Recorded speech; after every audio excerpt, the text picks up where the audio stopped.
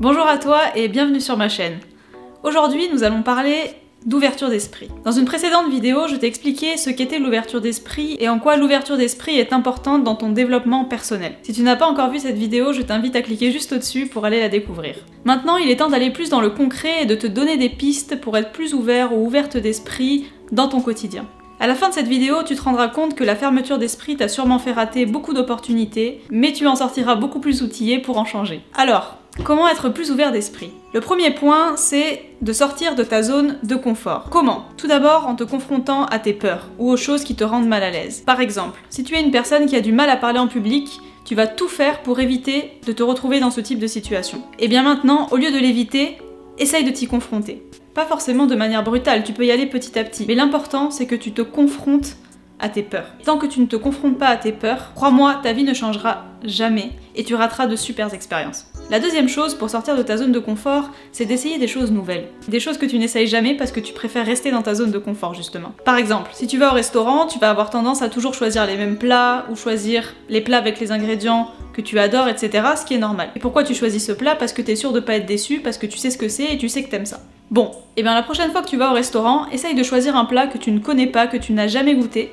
même s'il te paraît étrange, même s'il te paraît bizarre, si tu ne l'as pas goûté, essaye-le. Peut-être que tu seras déçu, mais tu feras peut-être aussi une belle découverte. L'important, c'est d'avoir essayé. Pareil, quand on fait les courses, on a toujours tendance à acheter les mêmes produits, à acheter les mêmes choses, pareil, pour être sûr de ne pas être déçu, parce qu'on aime ces produits, parce qu'on les connaît, parce qu'on connaît leur qualité. Bon, et bien la prochaine fois que tu vas faire les courses, essaye d'acheter un produit que tu n'as jamais goûté pour le découvrir. Et essaye de faire ça régulièrement. Et tu verras que petit à petit, tu vas découvrir plein de produits, et tu vas découvrir des choses que tu n'aurais pas essayé si tu n'étais pas sorti de ta zone de confort. Bon, j'ai beaucoup parlé de nourriture, mais ça peut aussi marcher pour des livres, pour de la musique, pour un loisir par exemple, etc. L'important c'est de toujours essayer de découvrir des nouvelles choses. Le troisième point pour sortir de sa zone de confort, c'est de changer ses habitudes. Bon, moi personnellement, j'adore avoir une routine parce que ça m'aide à me cadrer, à m'organiser et à accomplir mes objectifs. Par contre, je ne suis jamais fermée à adopter une nouvelle habitude ou du moins à l'essayer.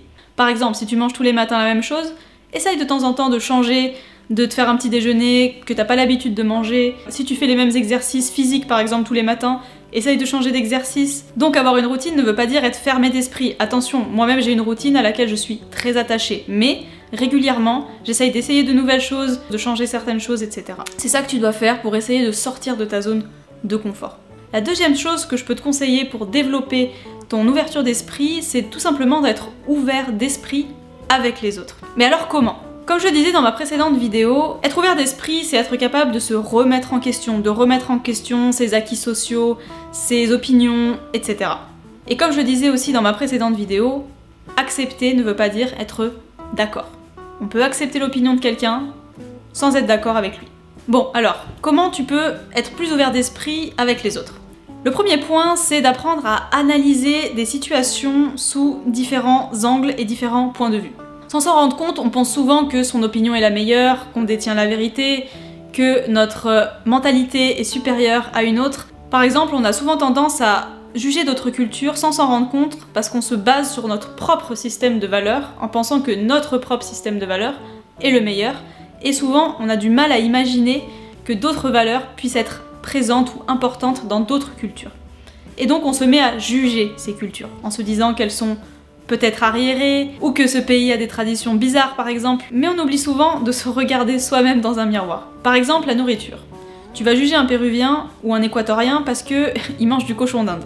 Ça va te choquer parce que chez nous les Français, le cochon d'Inde c'est un animal domestique. Par contre, ça va pas te choquer que nous en France on ait plein de plats avec des lapins, qui par ailleurs peut aussi être un animal domestique, mais tout ça pour dire que tu vas manger celui qui mange du cochon d'Inde en disant qu'il est cruel, etc.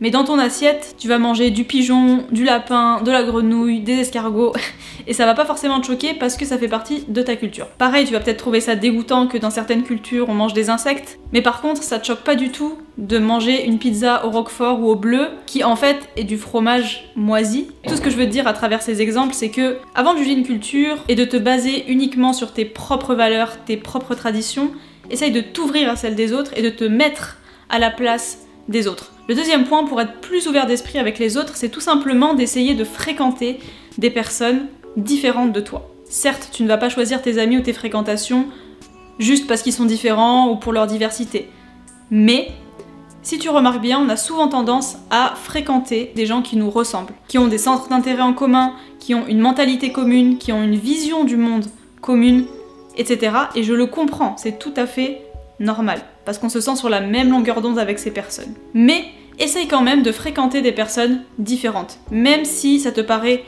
impensable de fréquenter ce genre de personnes, par exemple certaines personnes qui ont un bord politique complètement opposé au tien, ou ce genre de choses. Parce que là, je te demande pas d'être forcément ami avec ces gens, je te demande juste d'essayer de discuter avec ces gens, de rencontrer ces personnes.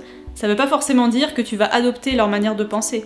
Et si tu ne t'entends pas avec la personne, tant pis. Encore une fois, accepter ne veut pas dire être d'accord.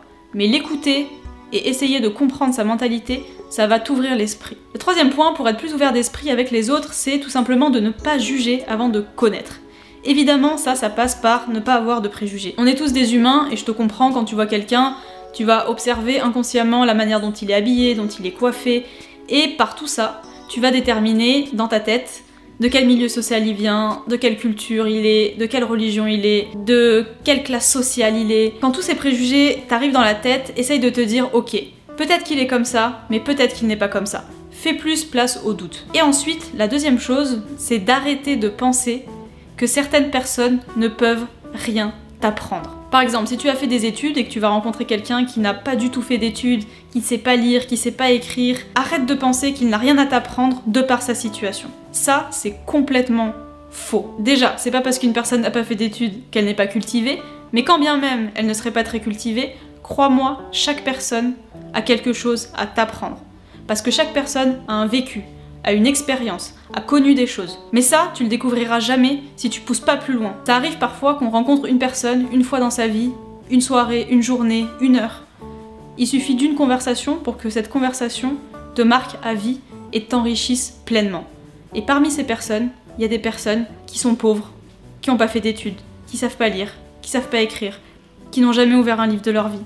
Et pourtant, elles peuvent t'apprendre plus de choses qu'une personne du même milieu que toi. Et la dernière chose pour être plus ouvert d'esprit avec les autres, c'est tout simplement d'apprendre. Faire l'effort de se cultiver, de voyager si tu peux, de lire, de regarder par exemple des documentaires, de découvrir le monde, de découvrir l'autre. Plus tu auras des connaissances, plus tu connaîtras différentes opinions, plus tu te connaîtras toi-même, plus tu auras une idée claire sur ce que tu penses de tel ou tel sujet, plus tu seras apte à les exprimer et à débattre, à avoir des arguments, et plus tu seras apte à comprendre les autres, parce que ton cerveau sera habitué à la différence. Et passons au dernier et troisième point pour développer son ouverture d'esprit, c'est tout simplement de cultiver un esprit positif. Être fermé d'esprit ne veut pas forcément dire être négatif, et inversement. Mais la négativité te pousse à être fermé d'esprit. Parce que déjà, si tu es négatif, tu diras beaucoup plus souvent non que oui. C'est-à-dire que quand un ami t'invitera à tenter une nouvelle expérience, à une randonnée, à partir un week-end dans un endroit que tu connais pas, eh bien t'auras tendance à dire non. Et rends-toi compte que dans certaines situations, tu dis automatiquement